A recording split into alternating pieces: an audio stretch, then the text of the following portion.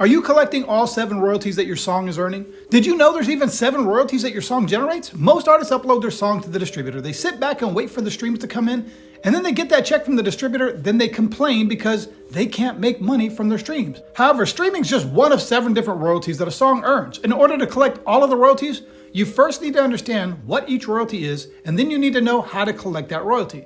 Now, if you're only collecting streaming royalties, you have money that's owed to you, and it's just sitting there waiting for you to tell them where to send your money. I'm going to explain what the 7 different royalties are, how you earn them, and then how you collect each royalty. And to better understand how and why each royalty is paid out, first you need to know that a song has 2 different copyrights, and each copyright generates different royalties. You have the composition copyright, also known as the publishing copyright or the musical work. Now, the composition copyright of a song refers to the underlying music and the lyrics. The people who get paid from the composition copyright are the songwriters that created the words and music. Or if those songwriters have a music publisher, that publishing company would collect those royalties from the songwriter and would then pay that songwriter. The royalties that are paid out to the songwriters are the performance royalties, the mechanical royalties, synchronization royalties, and the print royalties. The other copyright in the song is the sound recording copyright, also referred to as the master. The people that earn a royalty from the master are either the record label or the artist if the artist is independent. Now, the royalties that are paid out to the owners of the masters are the streaming royalties, the digital performance royalties, the synchronization, and the neighboring rights royalties. The composition copyright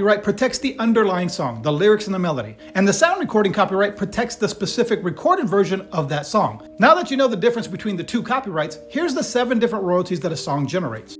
Anytime a song is streamed on platforms such as Spotify, Apple Music, or YouTube, the person that owns that master is paid a streaming royalty that ranges between 0.003 cents and 0.008 cents a stream.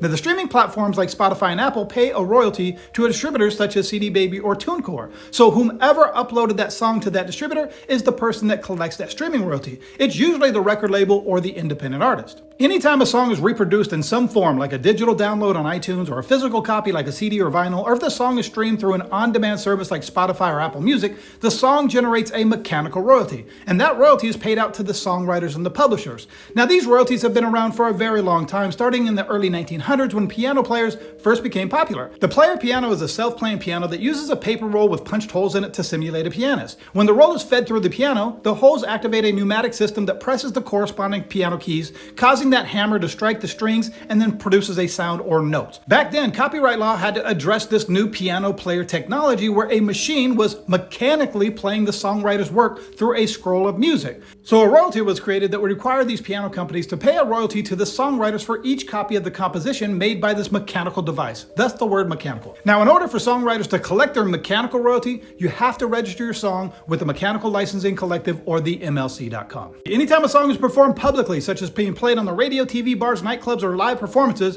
songwriters are paid a performance royalty. In order to collect your performance royalty, you have to be registered as a songwriter with a performing rights organization in your country, such as ASCAP or BMI in the United States. We call these companies PROs or pros. When you register the song with the PRO, you'll list the songwriters and their percentage that each songwriter contributed to that song. And you do this by completing what's called a songwriter split sheet that identifies each songwriter and their appropriate percentage that they contributed to that song. For example, if a song is 100%, the person that created the music would get 50%, and the person that created all of the words would get the other 50%. Now, whenever your song is performed publicly, the PROs will collect that money from the bars and nightclubs, etc., and then they would pay the songwriters their share of the publishing based on the splits that you provided them with. So each songwriter involved with the creating or writing of the song will collect their appropriate percentage from their own PRO.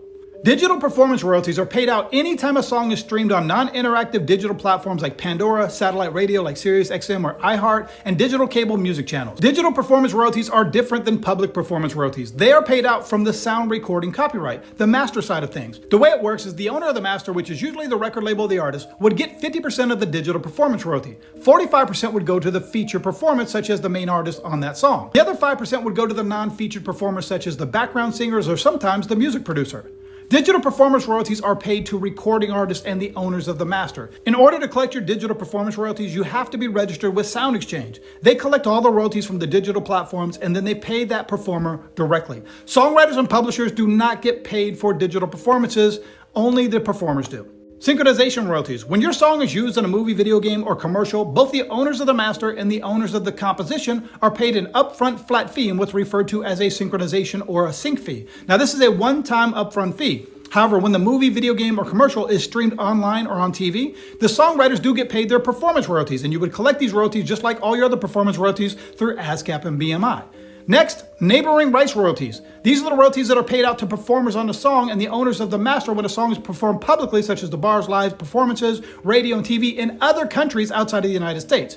Now, these royalties apply to the sound recording and not the songwriting. The United States does not pay neighboring rights royalties because they pay the digital performance royalties through sound exchange, which are basically the same concept as neighboring rights. In order to collect neighboring rights royalties, you need to have a publishing administrator that has deals in place around the country, such as companies like Songtrust or Kobo. Finally, print royalties. When your song, sheet music, or lyrics are printed and sold, such as physically or digitally, songwriters are owed a print royalty. Print royalties are often overlooked, but can be an additional source of income for songwriters. You can upload your own sheet music directly to the platforms like musicnotes.com or sheetmusicplus.com. You can set your own price and get paid a percentage of your download. Usually it's about 10 to 20% of the retail price for each print sale. So there you have it. Now you know how to collect and get paid for 7 different royalty streams from your one song. If you have a lot of music out there and you've never registered or collected your money on the publishing side as a songwriter, there's definitely money waiting for you to claim and collect it. And if you need help with collecting your publishing money, DM me directly and I'll see what I can do. Have a great day.